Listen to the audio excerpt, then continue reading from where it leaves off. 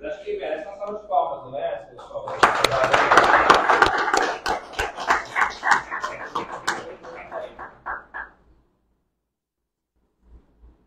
Bom, pessoal, agora é um momento também muito importante. Quando a gente diz que a gente está bem calçado juridicamente, questão documental, a gente não construiu isso sozinho, né? Esse recurso é importante também, porque chega uma hora que os nossos braços ficam pequenos, a gente precisa de ajuda de gente que entende esse negócio. E o Hélio entrou, né, na vida da associação, lá atrás, Hélio, desde o início. Em 2000 já vai, né? Inicialmente a gente tirava as licenças todas por Goiânia, o Hélio fazia isso para a gente, chegou o momento de centralização, a gente começou a fazer nós mesmos por Goiânia, tivemos alguma dificuldade, voltamos para o Hélio, e o Hélio tem assessorado a gente nessa questão aí, de forma muito profissional, muito efetiva, e a gente quis trazer ele hoje para apresentar um pouco desse trabalho, como é feito, apresentar o Hélio, né? Saliento que todos esses contatos, pessoal, estão disponíveis para vocês. A ideia aqui é trazer oportunidades, trazer ferramentas para melhoria de gestão das lojas também, porque a Arago tem esse objetivo, né? De auxiliar as revendas nesses problemas de embalagem cheia, como a gente costuma dizer. E o Hélio é uma ótima solução. Fica contar o Hélio assim, acho que vale ressaltar também a presença do Hélio, né? A gente tem várias revendas nossas com projetos aí de expansão, de construção de armazém de grãos e outras coisas. Iniciou com a Arago. E eles são bem 20 anos. recomendados aí nessa área. Muito início, 2002. Pessoal, bom dia mais uma vez para vocês. Quero agradecer ao Marcelo pelo convite. Desde o início, praticamente, que a empresa começou em 2003, 27 de março de 2003. Então, agora a gente vai fazer 20 anos, praticamente o mesmo período da Arago. Então, no início, o licenciamento ambiental, e isso serve para todas as revendas também, começou na década de 90 com o IBAMA, depois passou para o Estado, que é a SEMAD, já foi agência ambiental, já foi CECIMA, todo governador muda o nome. E depois teve um período, conforme ele disse, que teve a descentralização, que ocorre aqui em Uruaçu, por exemplo. As licenças ambientais de vocês, praticamente todas, na verdade, pela atividade, todas são aqui no município. Então isso facilita bastante a rapidez, né, na liberação dessas licenças. E um pouquinho do histórico da licença da Arago, ela teve essa licença lá na época agência ambiental, depois teve essa descentralização, passou para a Goianésia. E aí, por que voltou para a SEMAD de novo? Goianésia perdeu o credenciamento por questões que tem que ter uma quantidade de técnicos, né, de cada área, e eles perderam isso, voltou para o Estado novamente. Importante frisar para vocês que nesse momento, dessa mudança que voltou para isso para o Estado novamente, Goiás teve uma transformação total na legislação ambiental. Isso em 2019. E hoje o Estado tem a legislação ambiental mais completa do Brasil. Hoje, desde uma indústria como a Bayer, como a BASF, ou uma revenda, ou uma associação, ou qualquer produtor hoje, ele só não legaliza seus empreendimentos se realmente ele não quiser. Porque, inclusive, com essa nova lei, não há necessidade nem de vistoria mais do órgão ambiental. Isso não significa, pessoal, que afrouxou, viu? Pelo contrário, ficou mais exigente. Porque eu, como responsável, o meu relatório, ou o meu projeto, ele praticamente é um laudo também do fiscal. Só que quando sai a licença, as licenças ambientais, antigamente tinha 2 páginas, muitas vezes uma página só. Hoje chega a ter até 20 páginas, 15 páginas uma licença ambiental. Então ali tem várias condicionantes. Você tem que cumprir de certo em certo tempo, como o Cadastro Técnico Federal do IBAMA, apresentar o inventário de resíduos sólidos, que inclusive até dia 30 do mês que vem, isso as revendas também tem que fazer. Então, cada dia está ficando mais exigente. Fala um pouquinho da Suprema Ambiental. Como eu disse, tem 20 anos. Hoje a gente tem 66 colaboradores, só engenheiros ambientais são 19, e nós temos cliente em 16 estados do Brasil. 95% é Goiás. Exemplo da Bayer, por exemplo, que eu prestei serviço no Mato Grosso, Bahia e também no Tocantins, foi porque eu fiz o trabalho deles em Rio Verde e Trindade, e aí pediu para mim fazer nesses outros estados e acabou que a gente foi expandindo. Nós estamos vivendo, porque a questão ambiental, cada dia mais exigente. Apesar da Política Nacional de Resíduos Sólidos ser de 2010, que é a Lei 12.305, ela só foi regulamentada em janeiro de 2022, através do Decreto 10.936. E sabe a palavra que você já ouviu bastante, que é logística reversa? Eu penso que todos vocês já escutou essa palavra. Vocês, aonde vocês estiverem, não utilizem mais a palavra agrotóxico. Isso para a sociedade, para os mal informados, acha que isso é veneno ainda. E na verdade são defensivos e fertilizantes. Então a gente tem que trabalhar entre nós essa comunicação para a sociedade. Estamos vivendo agora, inclusive em Goiás, vai sair uma instrução normativa. Eu penso que no máximo 15 dias, porque já teve uma primeira reunião lá na SEMAD, vai ser uma instrução normativa sobre a logística reversa. E sabe quem que é o exemplo do Brasil? A devolução das embalagens vazias de agrotóxico. Por quê? Vocês acham que isso é porque entre nós aqui somos ambientalistas? Não é. É porque dá dinheiro. É porque tem recurso. E isso acontece tanto com as embalagens vazias de defensivos e fertilizantes, como pneu no Brasil. E está sendo exemplo para quê? Hoje, por exemplo, a Coca-Cola, o Laticínio Piracanjuba, todas as empresas que o seu produto ele pode ser com embalagens recicláveis, ele vai ter que comprovar que 22% desse produto ele deu destinação adequada. Vocês têm uma questão bem amarrada na Política Nacional de Resíduos Sólidos, que quem é obrigado a dar destinação final adequada dessa embalagem? É a Arago, são as revendas, são os produtores rurais, é a indústria. Quem que é o responsável pela legislação, pela essa Política Nacional de Resíduos Sólidos? É a indústria. E quem representa a indústria hoje é o INPEV. Então, sem essa certificação que o pessoal da Arago tem, nem o licenciamento ambiental não é liberado, se não tiver essa questão com o INPEV. Da mesma forma vocês das revendas, se vocês não forem associados, o licenciamento ambiental de vocês não é liberado. Então, eu quero deixar a minha empresa à disposição de vocês. Interessante que presta o serviço Patê já em Catalão. A Nativa, os donos da Nativa, as fazendas da Nativa são meus clientes.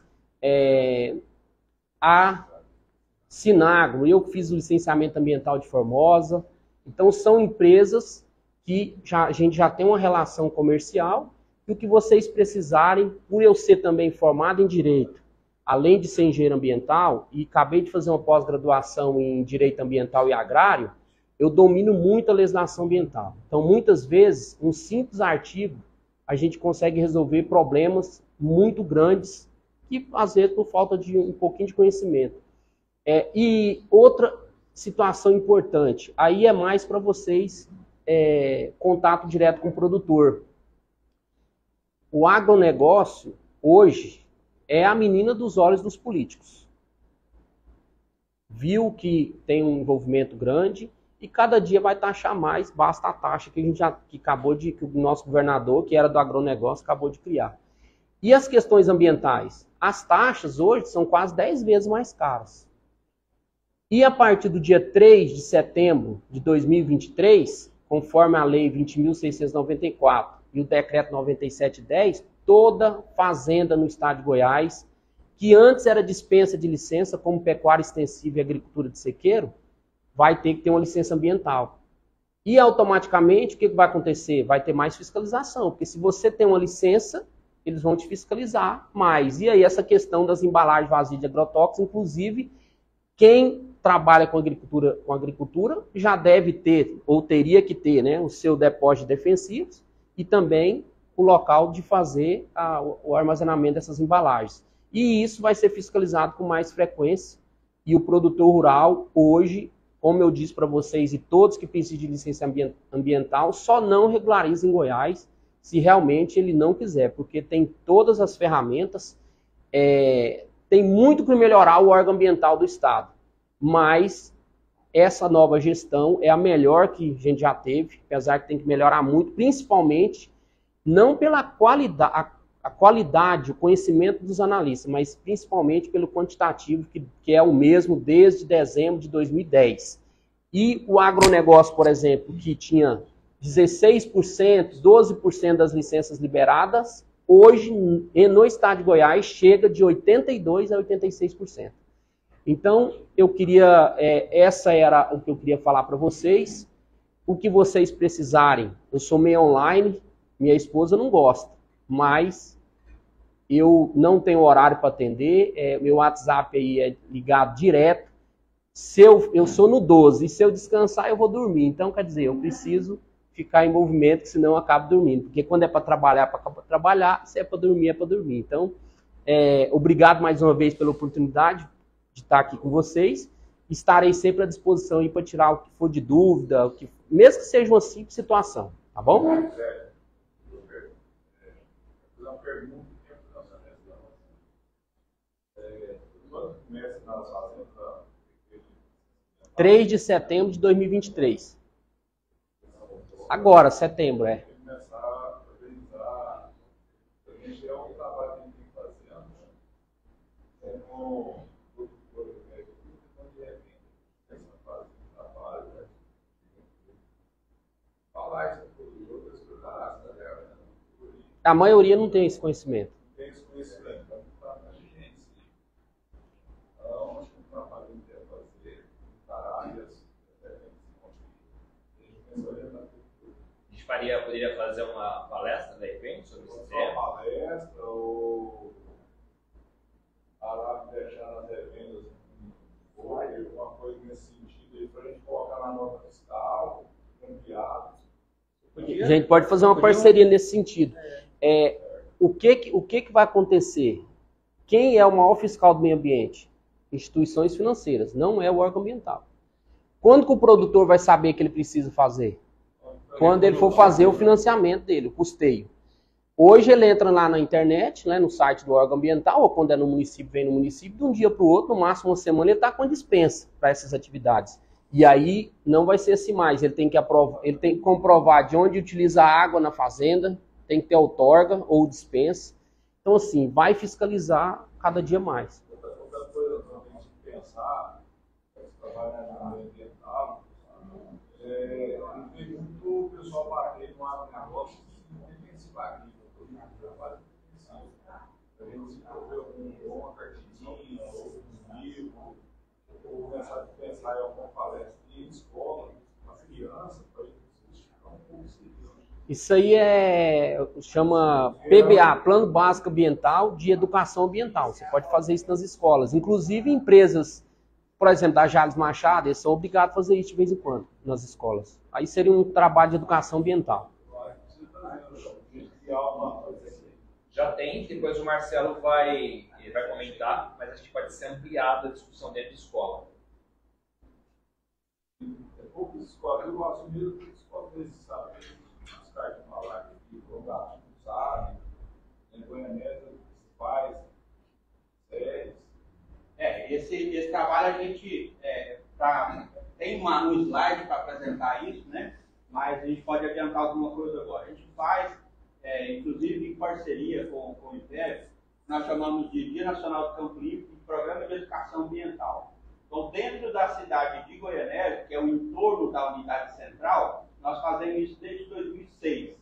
Nós fazemos esses concursos. Só não aconteceu no alto da pandemia de Covid-19 e no alto da pandemia de febre suína, aquela anterior, não sei se foi suína, se foi bovina, ou sei lá, que HN1, isso. Naquela também proibiram, a gente não conseguiu trabalhar nada.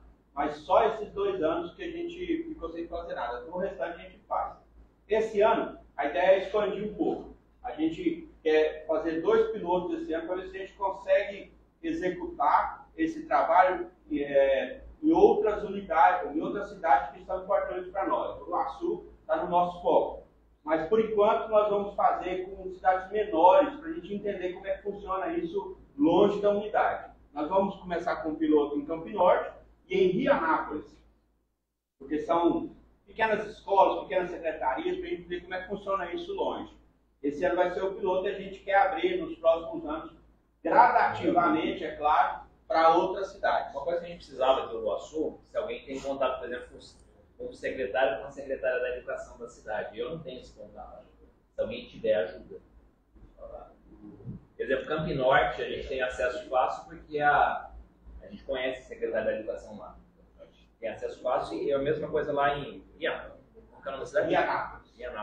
Antônio, mas pode ser também com a própria secretária do Meio Ambiente.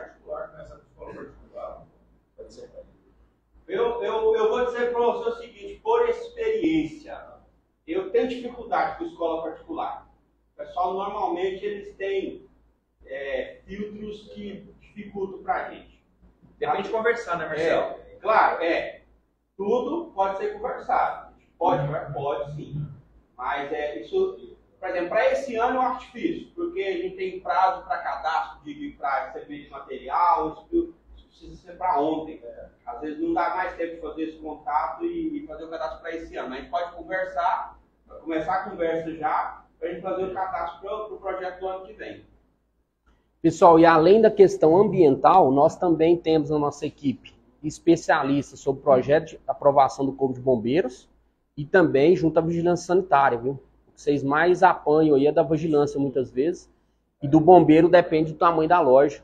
Aí o projeto é um pouco mais complexo. Então, eu acho que é importante você falar sobre a questão dos lançamentos lá da engenharia de segurança, que começou agora. No E-Social, né? No E-Social, isso.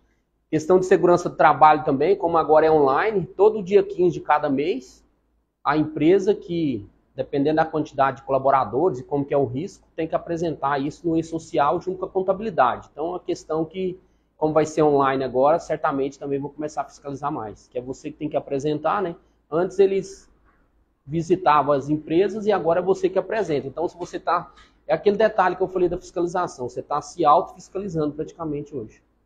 E assim, pessoal, a responsabilidade é sua, mas não é qualquer um que faz. Quem que lança no E-Social? Precisa ser técnico de segurança, técnico na área de segurança, né? A gente tem profissionais no Brasil todo aí que estão querendo fazer. Mas o Hélio montou uma equipe e está auxiliando a Aragua e tem sido contratos bem tranquilos, né? Isso. Eu indico aí nessa questão. A gente vai usar, no primeiro momento, a questão dos lançamentos do E-Social, mas tem também PGR, que antes era outro documento. PGR, esses documentos de segurança que a gente tem que... LTCAT, esses documentos aí, tá bom? Então, esse documento que ele está dizendo, ele é revisado só uma vez por mês, só os lançamentos que são mensais. Beleza, pessoal? Alguma dúvida? Sobre essa questão que vocês estavam falando atrás, né? O produtor rural tirar a licença, você ter que armazenar o insumo agrícola, o defensivo agrícola, no local apropriado, né?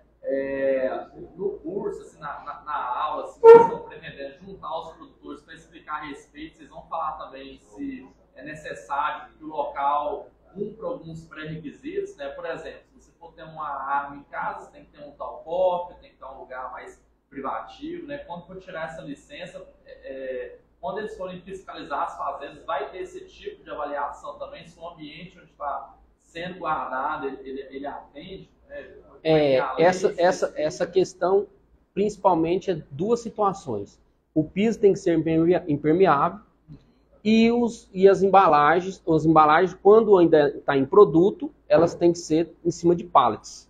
E aí ou a pessoa tem areia ou pode serra para poder, se cair, ele fazer essa contenção. E além de tudo, tem que ser canalizado, de forma que se cair, vai cair dentro de um recipiente, e esse recipiente ele não tem contato com o solo. Basicamente é isso que precisa ter. Agora, as embalagens vazias, aí ela tem que ter um arejamento e a mesma forma o piso. Basicamente é isso. Entendi. A gente pode mostrar, quando tiver um evento desse, alguns exemplos, como tem em algumas fazendas já. E aí, no caso das embalagens vazias, o produtor tem que pegar elas e levar até o ponto assim, de descarte? Não, aí isso é entre a associação e o produtor. É uma coisa particular entre vocês. Aí, não tem uma regra. Pessoal, é assim, ó.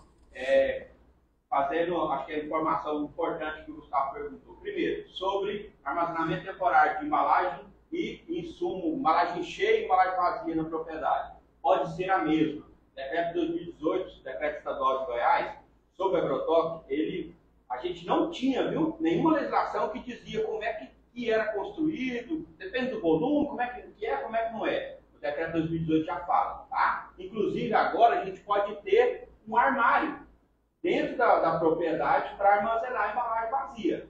Ah, Marcelo, para todo mundo serve isso? Como é que é isso? Claro, depende do seu uso. Então, está lá as especificações do decreto estadual.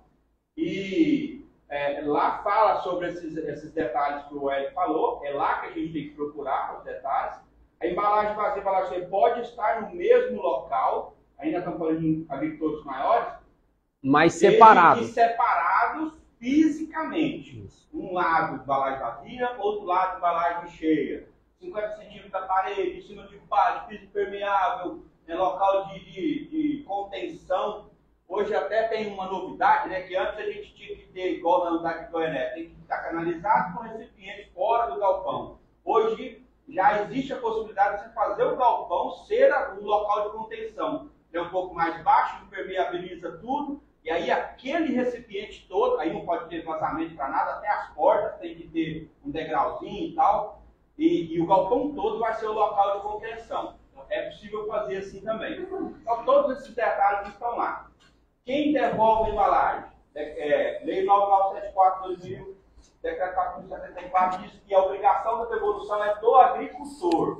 Armazenamento temporário na propriedade de forma adequada e devolução, prazo de 1 ano, data de nota fiscal, devolver no local indicado na nota fiscal, não é em qualquer lugar, viu, pessoal? Uma coisa que é interessante aqui fazer um parênteses aqui. Quando um agricultor chega lá, uma embalagem, numa das nossas unidades, ou o que a gente olha? Primeira coisa, nota fiscal. Comprou do Ronaldo? Pode passar. Comprou da Sinago? Pode passar. Não, comprou da Charrua? Não pode passar. Por quê? Quem paga as contas, quem paga o salário da Elisene é o pessoal que está associado com a gente lá e a indústria. Se não tem cadastro, se não atende isso, a gente infelizmente manda voltar. Tá? Isso tem ajudado muito a nossa região, porque uma vez a gente conversa, a primeira vez, pessoal, até recebe, tá? Às vezes o agricultor está mal informado, não sabe que isso existe. Eu vou receber hoje, tá? Mas você não fica comprando, onde você compra, você decide. Só que entenda que se você comprar no local que não é credenciado com a gente, você vai ter que devolver no local que está indicado. Onde é que está indicado? Ligou um cara para mim aqui esses dias de Jaú, aqui no sul do Tocantins, né? Marcelo, posso devolver com você? Vou receber dessa vez. Mas se você continuar comprando onde está comprando, você vai devolver da próxima vez em Curupi. Ah, Marcelo, é porque é mais em conta. Beleza, você pode comprar o que você quiser. Só que a devolução na próxima vez vai ser em Curupi. Aí você tem que fazer a conta, se isso compensa, né? Economizar R$1 por litro na hora de comprar o produto, ou pegar um caminhão ou seu carro e ir em Gurupi lá devolver, ou ir lá no, sei, em Morrinhos devolver. Essa conta que tem que fazer o agricultor, tá certo? Mas a informação, pessoal, aí mais uma vez eu digo que às vezes a gente fala, o pessoal das revendas não dá muita atenção. Quer fazer um treinamento com sua revenda para fazer essa informação chegar no agricultor? Para essa informação chegar no agricultor, o agrônomo, o cara que vai lá na propriedade, ele tem que estar informado. Sinceramente, a impressão que dá é que às vezes o cara nem sabe que a gente existe. Muitas empresas. Teve uma informação época que ia ser gerado um controle eletrônico. Quando emitia a nota fiscal do produtor, era gerado um saldo a devolver, e aí quando ele entregava, batia, fazia essa checagem. Isso evoluiu ou não? Evoluiu. Inclusive, eu sigo o pessoal da Agrodefesa. Como é que é o nome daquele carequinha lá que é o gerente da Agrodefesa? Não vou lembrar. Agorinha eu pego o nome dele. Inclusive é o cara que fez o vídeo que a gente soltou nos grupos. É aquele cara lá. Hã? Rodrigo. Isso, obrigado. Quem falou? É o Rodrigo. Inclusive, ele que está trabalhando no CIGEA. Esse CIGEA que vai buscar informação dentro do SIC que é onde a gente coloca a informação de recebimento, e vai lá na informação da Espaço Rural buscar para quem ele vendeu. Então, esse cruzamento já está... Claro, ainda tem pontos a melhorar, mas ele já funciona. O fiscal da agrodefesa dentro do escritório já consegue fazer esse cruzamento hoje. E hoje também é o seguinte, em cima disso, é porque o órgão ambiental ainda não se atentou para essa questão, mas como vai ter as licenças das propriedades, se ele solicitar, na hora de liberar essa licença, a nota fiscal de compra, porque a comprovação da destinação ele já solicita, e também as notas fiscais. Só que eles ainda não estão fazendo essa comparação de quanto que comprou e quanto que devolveu ainda não, mas se eles começarem a fazer isso... Se o cara compra de embalagem associado com a não associado,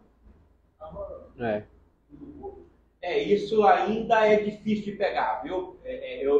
Nesse ponto a gente não conseguiu evoluir tanto, mas a gente sempre faz a checagem, pelo menos as grandes discrepâncias a gente consegue vetar, mas quando vai misturado um percentual ainda é complicado. Marcelo, a questão perguntou que a questão da devolução, né? Porque hoje você vende, a defesa já sabe, para quem que foi, é automático, para tudo lá nota. Ela está na defesa, o receituário, quantas embalagens foi, tudo, é sabendo para quem você vendeu. Sim. A questão da devolução, assim, é um questionamento assim, lá em Porangatu, o cliente nosso tem 8 notas fiscais desse ano que ele comprou e quer devolver. O que está acontecendo lá, tipo assim, o cara pega uma nota só, coloca naquele lado, né, que ele levou, e está colocando a numeração de todas as notas. Deveria colocar todas as notas, ou que ele está devolvendo as embalagens, ou está colocando só, assim, esse falta de orientação lá. Não, é porque não é possível fazer cruzamento ainda. Então é um serviço que não tem efetividade. Não tem necessidade hoje de colocar todas as notas. Não tem efetividade. Eu não consigo dizer se aquelas são todas, entendeu? Então é um serviço que o que a gente pede, e a gente ainda está trabalhando nisso na região de Porangatu e amadurecendo, é que o agricultor leve todas as notas. Nem sempre isso acontece. E pessoal, mais uma vez, agendamento. Se a gente não bater em agendamento, a gente não consegue. O posto tem 150 metros quadrados. Aí se o cara pega, enche o caminhão e leva a embalagem lá, ele chega, o galpão está cheio aí. Agendamento é vital para a gente hoje. Sem isso a gente não consegue trabalhar. Tá? Em cima disso que você comentou, o decreto que eu citei de 2022, 10.936, passou a ser obrigatório atividades que têm licenciamento ambiental renovar o plano de gerenciamento de resíduos sólidos de forma anual. E o prazo é até dia 30 de março, referente ao ano anterior. Então, ele vai ter que apresentar um inventário de resíduos sólidos do produtor, para a sua licença manter em vigência ou para ele obter a licença. Então, certamente, poderá ser feito um controle maior em cima dessa questão aí, por causa dessa regra. É isso. Mais alguma dúvida, pessoal? Eu quero, mais uma vez, né, agradecer. Eu que agradeço. A parceria. Né, o cara se deslocou lá de Goiânia para vir atender a gente aqui. Então, agradecer mesmo. Para a gente é muito importante a sua parceria. E eu acho que é importante também que os nossos associados conheçam com quem a gente está se relacionando nessa questão, para caso eles precisem, eles poderem saber com quem contar também. Obrigado, perfeito. Pessoal. Vamos fazer uma... Obrigado vocês, pessoal. Conte comigo, tá bom?